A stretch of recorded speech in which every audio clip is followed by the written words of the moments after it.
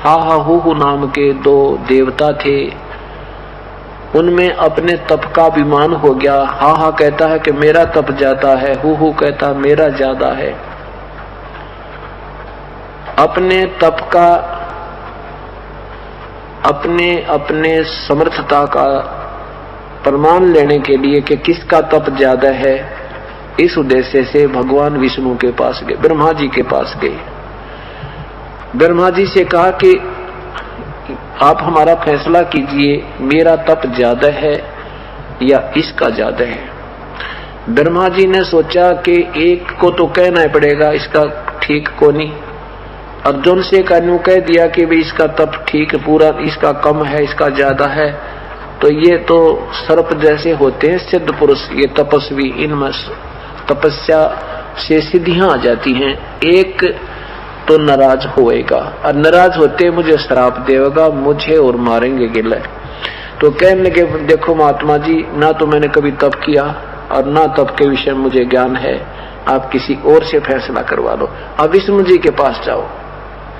अब ब्रह्मा जी ने अपना पीछा छुटाया। अब विष्णु जी के पास जाकर उन्होंने यही प्रश्न किया कि हे प्रभु, हमारा कौन से का तप ज्यादा है। अब विष्णु जी के मन में यही आई कि ये दोनों के दोनों तपस्वी आदमी हैं, इनमें सिद्धियां होती हैं, और मैं कहूंगा कि इसका ज्यादा है इसका कम है तो एक नाराज होएगा और ये मुझे श्राप देंगे।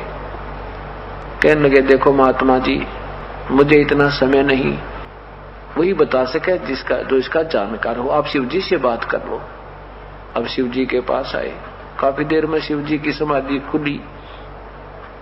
फिर शिव जी से प्रार्थना की कि भगवान हमें बताओ हमारे कौन से का तप ज्यादा है। शिव जी ने सोचा भाई ये एक को तो कहना ही पड़ेगा तो दूसरा नाराज होएगा। भगवान शिव ने भी तरीका यही सोचा कि इस बला ने टाल दूं। भगवान शिव जी ने कहा कि आप मतंग ऋषि के पास जाओ, वो बड़े तपस्वी हैं और तप के विषय में वही जानते हैं ज्यादा। वो मतंग ऋषि के पास आ गए। मतंग ऋषि बड़ा डिल डोल था, तगड़ा, पूरा बहुत मजबूत, मोटे, बहुत तगड़ी सेहत थी। और दोनों आ रहे थे, उन्होंने देखा कि वो साथ साथ सामने मतंग ऋषि की कुटिया है। मतंग ऋषि बाहर एक वृक्ष के नीचे बैठे, उन्होंने पूरी पाड़ की पाड़, लंबे चौड़े तगड़े। तो कहने लगे, वो पूछा भी कौन से मतंग ऋषि, तो किसी संत ऋषि ने बताया कि वो बैठे सामने वृक्ष के नीचे। तो उन दोनों ने मन मन में क्या कर लिया, एक ने सोचा काछा हाथी सा पड़ा है वायु, तो दूसरा ने सोचा ही तो मगरमच्छ जैसा हवाई युद्ध को सूता, मन मन में सोचा अपने में। और मतंग ऋषि के अंदर काल ने उसकी बुद्धि ऑन कर दी कि इन्होंने ऐसे सोचा है। अब मतंग ऋषि की बात सिद्धि ऑन होगी, उसने दोनों के मन की बात समझ ली। उन्होंने आकर पूछा कि ऋषि जी, हमारे में कौन से की सिद्धि ज्यादा, कौन से की तप ज्यादा है, हमारा फैसला कीजिए। मतंग ऋषि ने कहा कि तुम फैसला आप ही करो। क्या कह रहे थे तुम कि मुझे देखकर तू कह रहा था ये हाथी सा पड़ा है, तू कह रहा था मगरमच्छ पड़ा है, जाओ एक मगरमच्छ बनो, एक बनो हाथी, अपना फैसला आप करो। तो दोनों वहां मर गए, शरीर छूट गया वो 5 तत्व वाला। फिर वो एक हाथी का जन्म हो गया, एक का मगरमच्छ। जब वो तगड़े जवान हुए तो हाथी पानी पीने गया था, मगरमच्छ ने पैर पकड़ दिया, खेचम खेचा, पूरी क्रोचे तगड़े तगड़े हो रहे थे, बड़े मोटे मोटे। तो बहुत रिहर्सल होती रही, 10,000 वर्ष तक लड़ते रहे। अंत में मगरमच्छ ने हाथी को खींच लिया, और हाथी जब मरते, जब बिल्कुल सूंड थोड़ा सा शेष रह गया, पानी घुसनते इतना दरिया में गहरा ले गया मगरमच्छ। अब हाथी ने सोचा ईब मर गया। पहले तो अपने हांगे की बड़की चला रहे थे, अपनी शक्ति से अपना फैसला कर रहे थे। फिर हाथी ने याद किया, हे राम, आधा मतलब आधा अक्षर ही बोला था, मरते हुए ने याद किया रा। इसको ररंकार धुन कहते हैं। कहते तभी परमात्मा ने आके उनका छुटकारा करा दिया और दोनों को जो है वहां से उसको हाथी मगरमच्छ के माथे में वो मारा सुदर्शन चक्र,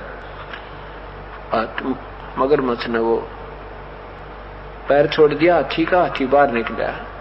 तो भगवान ने कहा कि चल भाई हाथी यानी हाथी वाली आत्मा जो हा हा हु वाले थे, हा हा हाथी बनया था, हु मगरमच्छ के चल भाई हा हा तो स्वर्ग में।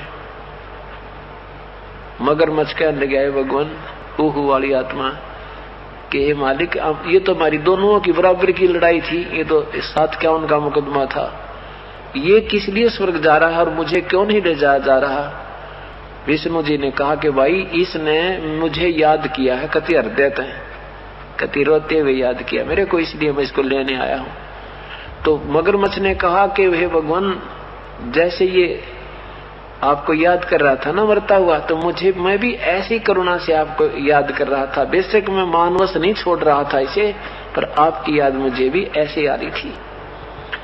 जब ये आपको याद कर रहा था दया मेरे में आ रही थी, पर मैं अपने स्वभाववश इसको छोड़ नहीं रहा था।